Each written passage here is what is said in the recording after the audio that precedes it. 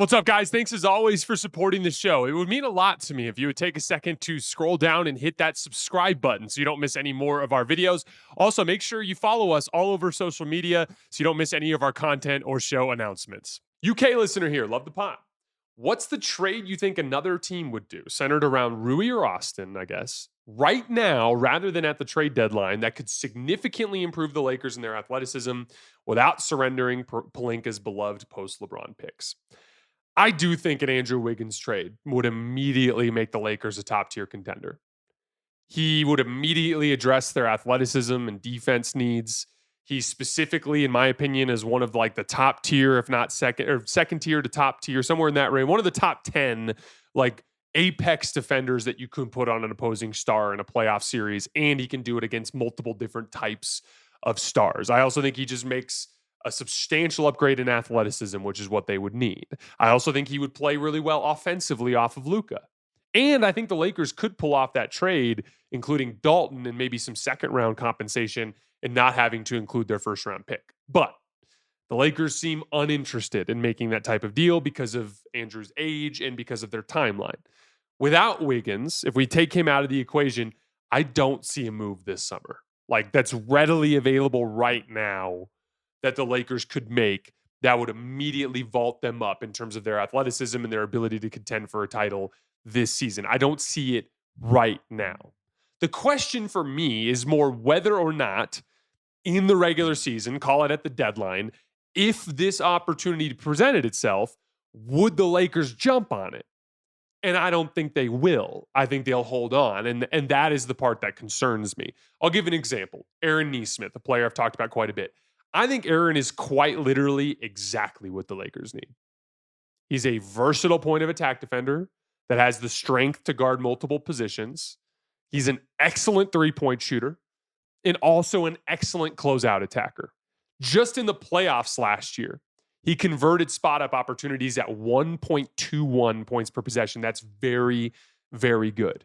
He's also an excellent athlete who can play above the rim and in transition. He's a substantial athletic upgrade on the perimeter, and he's 25 years old, meaning he matches with Luka's timeline. I think he's a guy, like if the Pacers came out the gates this year and they really struggled and they realized they were further away than where they needed to be to get to where they want to go, if they decided to start getting off of some of their money for asset return, he's the kind of guy that I would be going after.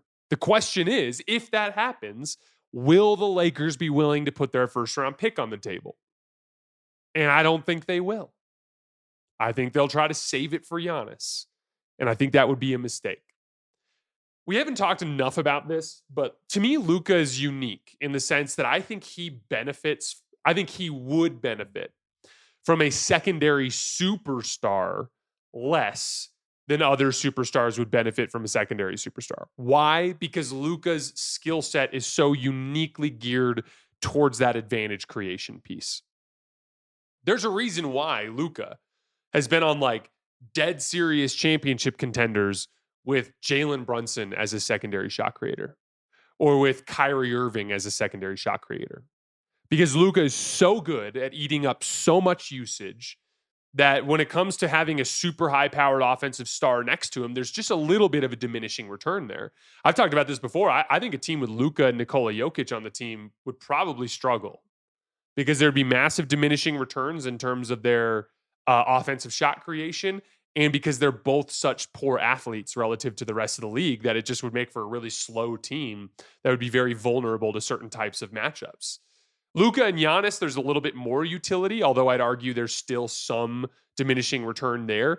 With Luka, I think it actually makes the most sense to build a team that is stacked with high-level role player talent and a guy that can mimic what Luka does to a lower extent against lesser talent in bench groups or in the second half of possessions as like a second side guy.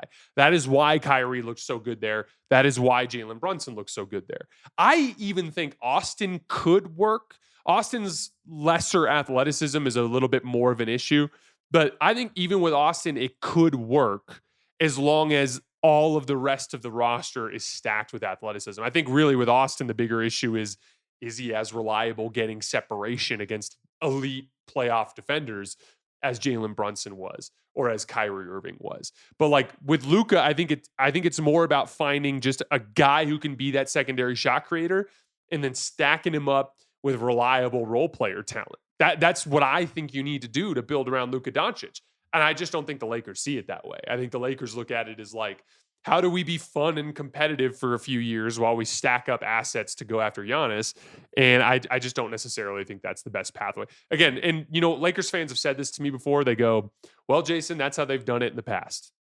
And you're not entirely wrong, right? Like you go get a Anthony Davis alongside LeBron James, for example. But I would argue, like, look at Pau Gasol with respect to Kobe.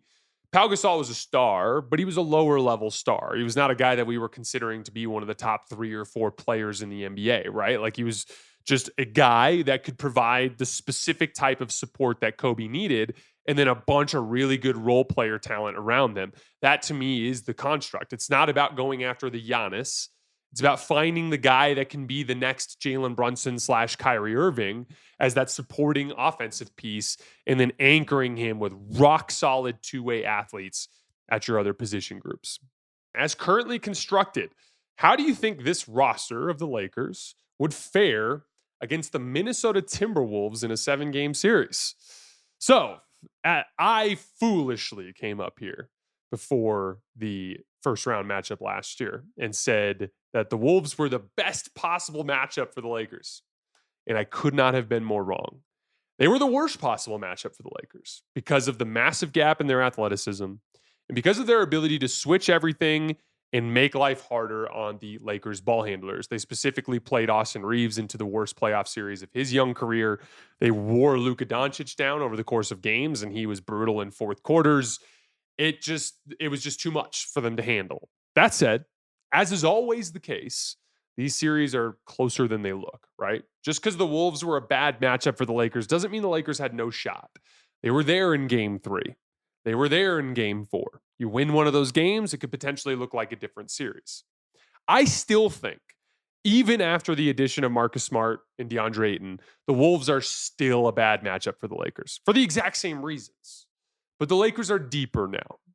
The Lakers lost that series, if you guys remember, in fourth quarters, running out of gas at the end of games. So improved depth obviously gives them a better shot. I also think an improved Luka gives them a better shot. So in short, I think the Lakers have a better chance to beat Minnesota this year than last year. But I would still much rather avoid them in the bracket altogether because I still think it's a very bad matchup for them. Next question. Mailbag, Nuggets in 5.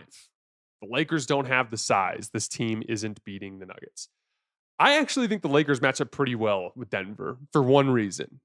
The Nuggets are absolutely hopeless to guard Luka Doncic in pick and roll, as we saw when they faced off last year and periodically throughout Luka Doncic's matchups with Jokic over the years. His ability to pull Jokic up to the level, but then surgically make every read, it just breaks Denver's defense. Now, the Nuggets are much better this year than they were last year. So at this point, I would still pick the Nuggets to beat the Lakers in a series, but I think the Lakers have a puncher's chance to upset Denver because of Luka's specific ability to pick their defense apart.